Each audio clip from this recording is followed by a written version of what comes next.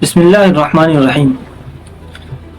آج کی اس ویڈیو میں بات کرنے والا ہوں کہ دنیا میں کوئی ایسی طاقت ہے جو خوراک پر کنٹرول کرتی ہے۔ تو میں آپ کو بتاتا چلوں کہ دنیا میں خوراک کو کنٹرول کرنے والی خفیہ طاقتوں کے بارے میں بہت سی باتیں انٹرنیٹ پر پھیلتی ہیں، لیکن زیادہ تر ماہرین اور تحقیقی اداروں کے مطابق کوئی ایک خفیہ گروہ پوری دنیا کے خوراک کو کنٹرول نہیں کرتا۔ لیکن کچھ چیزیں اگر آپس میں مل جائے تو وہ دنیا بھر کے خوراک کو کنٹرول کر سکتے ہیں۔ جیسے کہ دنیا میں کچھ کمپنیاں ایسی ہیں جو خوراک بیچتی ہیں، یعنی اناج بیچتے ہیں۔ کچھ کمپنیاں ایسی ہیں جو بیج بیچتی ہیں اور زرعی ٹیکنالوجی بیچتی ہیں، اور کچھ چیزیں ایسی ہیں جو ان سب کی مدد کرتی ہے، جیسے food and agriculture organisation, world food programme, world bank. یہ ادارے پالیسی، امداد اور ترقیاتی منصوبوں کے ذریعے عالمی خوراک کے نظام میں کردار ادا کرتی ہیں۔ لیکن ان سب باتوں سے تو یہ سمجھ میں آتا ہے کہ دنیا کی خوراک کو کوئی خفیہ طاقت مکمل طور پر کنٹرول نہیں کرتی۔ لیکن جب ہم ان سب باتوں کو آپس میں جوڑتے ہیں تو پتہ چلتا ہے کہ چند بڑی کمپنیاں اور ادارے عالمی خوراک کے نظام پر بہت زیادہ اثر رکھتے ہیں۔ اصل کنٹرول کمپنیوں، حکومتوں اور عالمی پالیسیوں کے مشترکہ ایک ساتھ مل جانے سے ہوتا ہے۔ اب اس کو مثال سے ایسے سمجھیے جیسے کہ یونائٹڈ عرب امارات، ایران، بحرین، کویت، ان سب میں کروڈ آئل اور گیس پائے جاتے ہیں۔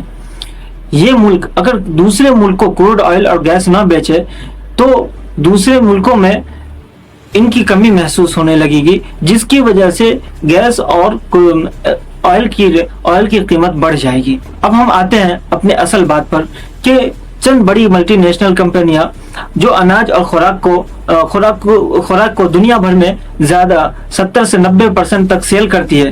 اب اگر وہ کمپنیاں دوسرے کمپنیوں کو سیل نہ کرے، وہ ذخیرہ اندوزی کر کے اپنے پاس جمع کر کے رکھ لے، تو ظاہر سی بات ہے جن کمپنیوں میں وہ اپنا مال بھیجتے ہیں، اپنے مال کی سپلائی دیتے ہیں، تو ان ملکوں میں خوراک کی کمی محسوس ہونے لگے گی، جس کی وجہ سے وہ خوراک کی قیمتوں میں اضافہ ہو جائے گا۔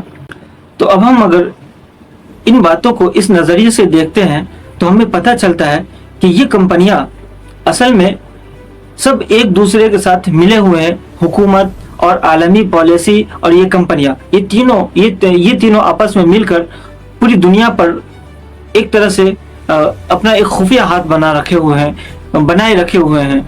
جب وہ چاہتے ہیں کہ اب عالمی منڈی میں قیمتوں کا اضافہ ہونی چاہیے تو اس وقت قیمتوں میں اضافہ ہونے لگتا ہے، اور جب وہ یہ چاہتے ہیں کہ اب عالمی منڈی کے اندر قیمتوں میں کمی ہونی چاہیے تو اس وقت کمی ہونے لگتی ہے۔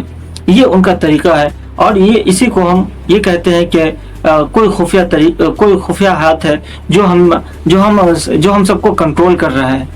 تو یہ کمپنی، یہ پالیسی، یہ حکومت، یہ سب مل کر ہمیں کنٹرول کرتی ہے۔ انشاءاللہ اس کے بعد ہم دوسری ویڈیو میں بتائیں گے کہ اسلامی نقطۂ نظر سے ذخیرہ اندوزی کرنا کیا ہے۔ جب تک کے لیے سبسکرائب۔